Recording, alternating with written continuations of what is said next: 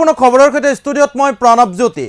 কলাগুৰু বিষ্ণুপ্ৰসাদ ৰাভাৰ চিৰসেউজ যিসমূহ গীত সেই চিৰসেউজ গীতসমূহক বিকৃত ৰূপত উপস্থাপন কৰি এতিয়া বিপদত পৰিছে মা আফিয়া নামৰ যিটো ফেচবুক পেজ, সেই ফেচবুক পেজটোৰ যিগৰাকী স্বত্বাধিকাৰী আফিয়া খাতুন, সেই আফিয়া খাতুন এতিয়া বিপদত পৰিছে। দেখিবলৈ পোৱা গৈছে সামাজিক মাধ্যম ফেচবুকত বিষ্ণুপ্ৰসাদ ৰাভাৰ সৃষ্টিক বিকৃত কৰি উপস্থাপন কৰিছে। তাৰ পিছত এতিয়া বিপদত পৰা পৰিলক্ষিত হৈছে মা আফিয়া খাতুন নামৰ যিগৰাকী মহিলা, সেই মহিলাগৰাকী বিপদত পৰিছে। নগাঁৱত মা আফিয়াৰ বিৰুদ্ধে এজাহাৰ এতিয়া। নগাঁৱত মা আফিয়া নামৰ যিটো ফেচবুক পেজ, তথাকথিত যিটো ফেচবুক পেজ, সেই ফেচবুক পেজটোৰ গৰাকী আফিয়া খাতুনৰ বিৰুদ্ধে এতিয়া থানাত এজাহাৰ দাখিল কৰিছে। সোণাইপৰীয়া শিল্পী মঞ্চৰ এজাহাৰ দাখিল কৰিছে।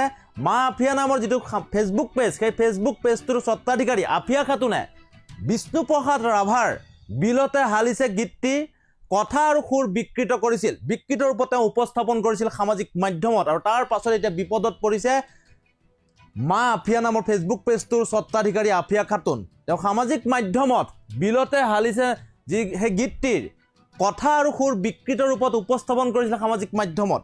কেৱল মাত্ৰ ভিউজৰ আশাতেই সেই গীতটি কলাগুৰু বিষ্ণুপ্ৰসাদৰ বা চিৰসেউজ যিসমূহ গীত, সেই গীতসমূহক বিশেষকৈ দেখা গৈছে যে বিলতে হালিছে শীৰ্ষক সেই গীতটি তেওঁ বিকৃত ৰূপত কথা আৰু সুৰ উপস্থাপন কৰিছিল। আৰু কথা আৰু সুৰ বিকৃত ৰূপত সামাজিক মাধ্যমত উপস্থাপন কৰি এতিয়া বিপদত পৰিছে মা আফিয়া নামৰ ফেচবুক পেজটোৰ স্বত্বাধিকাৰী আফিয়া খাতুন।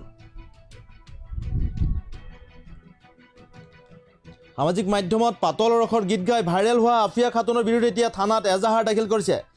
ৰাভা সংগীতক বিকৃত কৰাৰ চেষ্টা মহিলাগৰাকীৰ। মা আফিয়া নামৰ যিটো ফেচবুক পেজ, সেই ফেচবুক পেজটোৰ স্বত্বাধিকাৰী আফিয়া খাতুনৰ বিৰুদ্ধে এতিয়া নগাঁৱত সোণাইপৰীয়া শিল্পী সমাজে এজাহাৰ দাখিল কৰিছে। সামাজিক মাধ্যমৰ যোগেদি বিভিন্ন পাতল ৰসৰ গীত গাই ভাইৰেল হৈছিল দবগাৰ আফিয়া খাতুন নামৰ সেই মহিলাগৰাকীয়ে শেহতীয়াকৈ সংঘটিত কৰিছে এক ভয়ংকৰ কাণ্ড।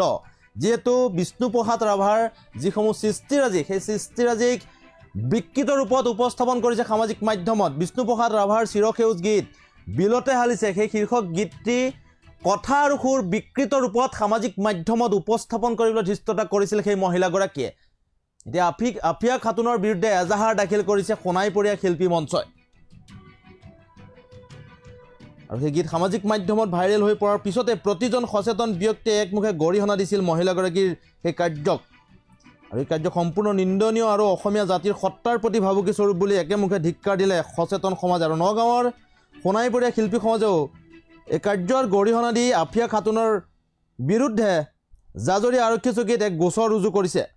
আৰু আইনগতভাৱে এই মহিলাগৰাকীৰ বিৰুদ্ধে আৰক্ষীয়ে ব্যৱস্থা গ্ৰহণ কৰিবৰ কাৰণে আহ্বান জনাইছে শিল্পী মঞ্চই। আৰু আমাৰ তাত ভাষ্য আছে, এমুহূৰ্তত সেই ভাষ্য আগবঢ়াইছোঁ।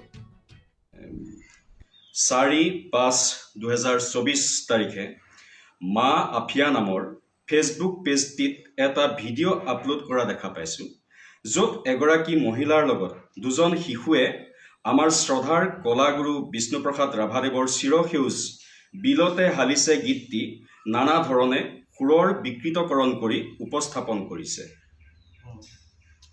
গতিকে মই ইয়াৰ কথাখিনি হাত ধৰি পেলাই ক'ব বিচাৰিছোঁ, আমাৰ সোণাইপৰীয়া শিল্পী মঞ্চৰ ফালৰ পৰা আমি সকলোৱে গোটেই শিল্পীখিনি আলোচনাৰ মাধ্যমেৰে আমি মা আফিয়াৰ ওপৰত এখন এজাহাৰ দাখিল কৰিছোঁ। তাৰমানে আমাৰ অসমীয়া সমাজৰ এই সুন্দৰ সুন্দৰ সৃষ্টিবিলাক যাতে তেওঁ এনেকৈ নষ্ট কৰিব নোৱাৰে, বিকৃতকৰণ কৰিব নোৱাৰে, আইনী প্ৰক্ৰিয়াৰ মাজেৰে আমি লোকেল থানা, আমাৰ জাজৰি থানাত এজাহাৰ দাখিল কৰিছোঁ সোণাইপৰীয়া শিল্পী মঞ্চৰ ফালৰ পৰা। গতিকে আমাক হেৰিৰ পৰা আৰক্ষী প্ৰশাসনৰ ফালৰ পৰা আমাক যথেষ্টখিনি কৈছে, তেওঁলোকে এইটো ইনিচিয়েটিভ লৈছে, যথেষ্ট ধুনীয়াকৈ কথাখিনি পাতিছে, খুব ভাল পদক্ষেপ বুলি কৈছে।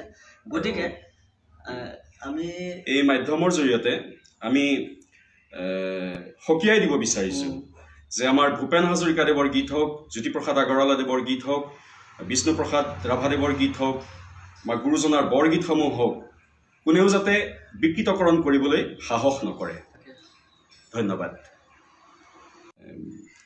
4-5-2024 তাৰিখে মা আফিয়া নামৰ ফেচবুক পেজটিত এটা ভিডিঅ' আপলোড কৰা দেখা পাইছোঁ, য'ত এগৰাকী মহিলাৰ লগত দুজন শিশুৱে আমাৰ শ্ৰদ্ধাৰ কলাগুৰু বিষ্ণুপ্ৰসাদ ৰাভাদেৱৰ চিৰসেউজ বিলতে হালিছে গীতটি নানা ধৰণে সুৰৰ বিকৃতকৰণ কৰি উপস্থাপন কৰিছে। গতিকে মই ইয়াৰ কথাখিনি হাত ধৰি পেলাই ক'ব বিচাৰিছোঁ, আমাৰ সোণাইপৰীয়া শিল্পী মঞ্চৰ ফালৰ পৰা আমি সকলোৱে গোটেই শিল্পীখিনি আলোচনাৰ মাধ্যমেৰে আমি মা আফিয়াৰ ওপৰত এখন এজাহাৰ দাখিল কৰিছোঁ। তাৰমানে আমাৰ অসমীয়া সমাজৰ এই সুন্দৰ সুন্দৰ সৃষ্টিবিলাক যাতে তেওঁ এনেকৈ নষ্ট কৰিব নোৱাৰে, বিকৃতকৰণ কৰিব নোৱাৰে, আইনী প্ৰক্ৰিয়াৰ মাজেৰে আমি লোকেল থানা আমাৰ জাজুৰী থানাত এজাহাৰ দাখিল কৰিছোঁ সোণাইপৰীয়া শিল্পী মঞ্চৰ ফালৰ পৰা। গতিকে আমাক হেৰি পৰা আৰক্ষী প্ৰশাসনৰ ফালৰ পৰা আমাক যথেষ্টখিনি হেৰি কৈছে, তেওঁলোকে এইটো ইনিচিয়েটিভ লৈছে, যথেষ্ট ধুনীয়াকৈ কথাখিনি পাতিছে, খুব ভাল পদক্ষেপ বুলি কৈছে।